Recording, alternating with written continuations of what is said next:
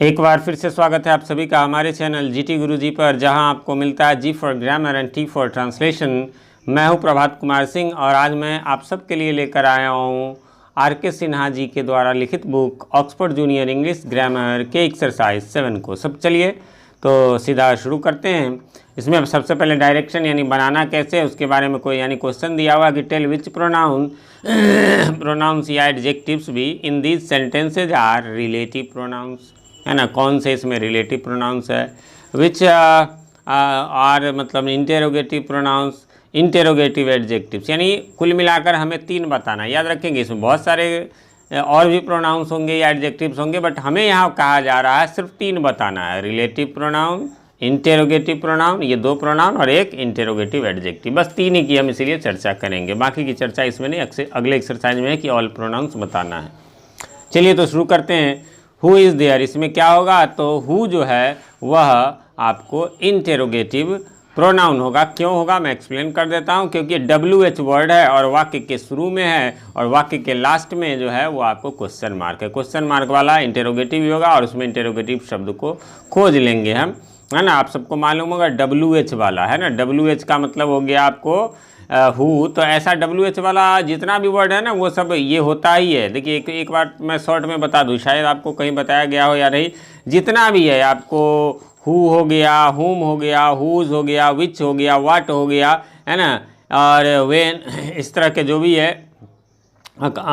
ये सारे when who ये सब बहुत सारे ऐसे हैं WH वाले। एक हाउ है जिसमें HO होता है, लेकिन बाकी सब WH से शुरू होते हैं, इसलिए इनको WH वर्ड कहा गया। हाँ, ये याद रखेंगे कि आपको प्रोनाउन में जो है कुछ फिक्स्ड होते हैं, बहुत ज़्यादा इसमें आपको ज़रूरत नहीं होती है, 1-2 कम होते हैं। जितने भी WH है वो सारे नहीं, है ना। उसमें आपको मुख्य रूप से हु, हुम, हुज, विच और वाट, यही जो है आपको विशेष रूप से होते हैं।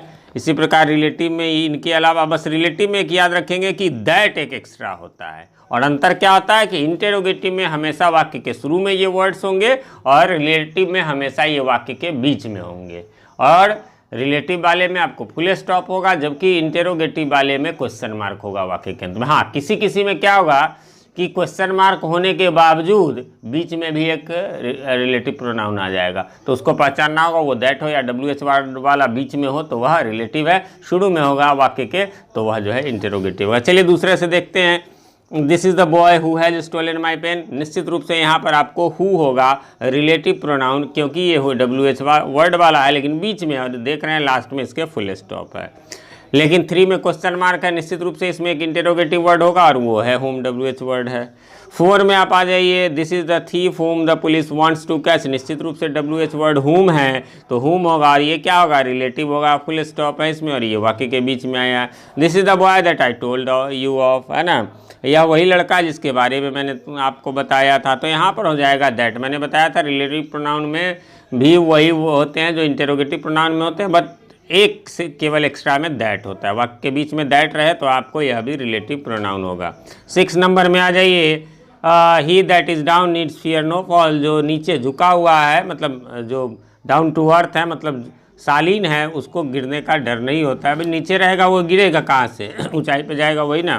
तो यहाँ पर भी दैट आपको जो है वो है रिलेटिव प्रोनाउन, क्योंकि यह भी बीच में फुल स्टॉप है। आगे फिर बढ़िए। Uneasy lies the head that wears a crown, है ना, यानी जिसके सर पे ताज होता है उसको चिंताएं होती हैं। यहाँ पर भी निश्चित रूप से दैट आपको जो है वो रिलेटिव प्रोनाउन होगा, फुल स्टॉप है, दैट बीच में है। 8 में where is the man who gave you this news, वह आदमी कहाँ है जिसने तुम्हें यह न्यूज़ दिया था, क्वेश्चन मार्क है वाक्य के अंत में। और तो इसलिए वेयर जो होगा यहाँ पर वो आपको इंटेरोगेटिव प्रोनाउन होगा, लेकिन फिर भी इसमें एक WH देख लीजिए बीच में भी आ गया और इसलिए यह जो है रिलेटिव प्रोनाउन होगा। WH वर्ड वाला बीच में आए तो मैंने बताया था रिलेटिव प्रोनाउन होता है, यही यदि शुरू में आएगा तो इंटेरोगेटिव होता है। चलिए आगे बढ़ते हैं। 9 नंबर में यहाँ पर हुम है ना, वो इंटेरोगेटिव होगा क्योंकि क्वेश्चन मार्क है। ऑफ हुम डू यू स्पीक, तुम किससे बात करते हो। 10 नंबर में हु माइट से दिस, कौन यह कह सकता है, क्वेश्चन मार्क है, इसलिए निश्चित रूप से ये इंटेरोगेटिव है और वो वर्ड कौन है, इंटेरोगेटिव प्रोनाउन तो हु है। 11 में हुज इज़ दिस बुक, किसकी किताब है या यह किसकी किताब है, तो उसमें निश्चित रूप से एक क्वेश्चन मार्क भी लगा हुआ है, इसलिए इंटेरोगेटिव भी है। तो आपको बता दें इसमें से जो है हुज होगा वो इंटेरोगेटिव प्रोनाउन है। 12 में हुज बुक इज दिस, याद रखेंगे यहाँ पर देखिए ऊपर भी हुज था, यहाँ भी हुज था, लेकिन ये रिलेटिव प्रोनाउन नहीं है, या सॉरी इंटेरोगेटिव प्रोनाउन नहीं है, बल्कि ये इंटेरोगेटिव एडजेक्टिव है। इसके बारे में आपने मेरे पुराने वीडियोस देखे होंगे, निश्चित रूप से नहीं देखे हैं तो ज़रूर देख लें, उसमें भी बहुत सारे नॉलेज हैं। उनमें मैंने बताया हुआ है कि यदि किसी वर्ड के तुरंत बाद नाउन आ जाए तो वह एडजेक्टिव ही हो जाता है ना। तो यहाँ पर इसीलिए यह हो जाएगा इंटेरोगेटिव एडजेक्टिव। और हमें इस एक्सरसाइज में 3 ही चीज़ बताना भी है। पहला हमें बताना है ना इंटेरोगेटिव प्रोनाउन, रिलेटिव प्रोनाउन, और तीसरा जो है आपको यही इंटेरोगेटिव एडजेक्टिव। चलिए 13 नंबर पे चलते हैं। फुल स्टॉप है तो निश्चित रूप से इसमें रिलेटिव ही होना चाहिए, और है भी बीच में है हुज, इसलिए जो है आपको यह रिलेटिव होगा। दिस इज द शॉपकीपर, यह वही दुकानदार है। हुज जिसकी shop cot fire last night, जिसकी दुकान में कल रात आग लग गई। विच इज़ योर बॉक्स, तुम्हारा बॉक्स कहाँ है, क्वेश्चन मार्क है। निश्चित रूप से इसमें इंटेरोगेटिव प्रोनाउन होगा, यानी विच जो है इसका इंटेरोगेटिव प्रोनाउन है।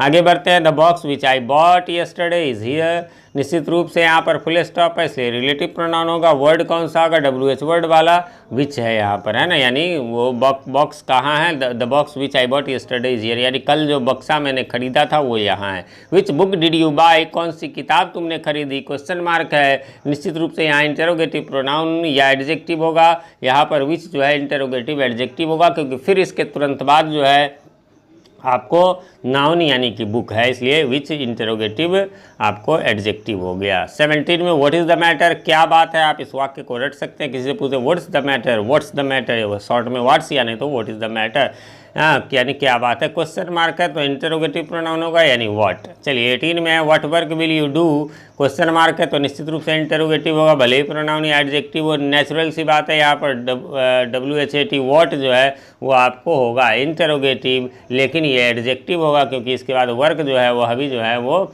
आपको नाउन है। हु इज़ ही, कौन है वह, या वह कौन है, क्वेश्चन मार्क है निश्चित रूप से, इसीलिए यहाँ पर हु जो है वह इंटेरोगेटिव होगा, भले ही प्रोनाउन या एडजेक्टिव तो प्रोनाउन ही होगा।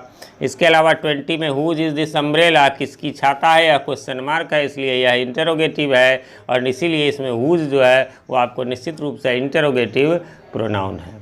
तो उम्मीद करता हूँ इस प्रकार से आपको ये सभी समझ में आ गए होंगे। फिर भी कोई कन्फ्यूजन हो तो आप कमेंट करें, मैं उसका रिप्लाई करने की कोशिश करूँगा। चैनल को अभी तक सब्सक्राइब नहीं किया है तो इसे सब्सक्राइब कर लें, और ताकि ऐसे ही ग्रामर और ट्रांसलेशन के वीडियोज़ आपको मिलता रहे, और साथ में नोटिफिकेशन बेल में ऑल को प्रेस कर दे, जिससे हमारे आने वाले वीडियोज़ तो सबसे पहले आप तक पहुँच ही सके, पहले के वीडियोज़ भी आपको ढूंढने में आसानी हो।